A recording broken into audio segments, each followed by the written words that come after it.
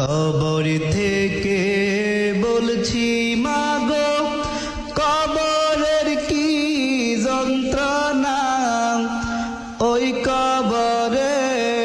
তো জ্বালা পরাণে মা সহে না, পরাণে মা সহে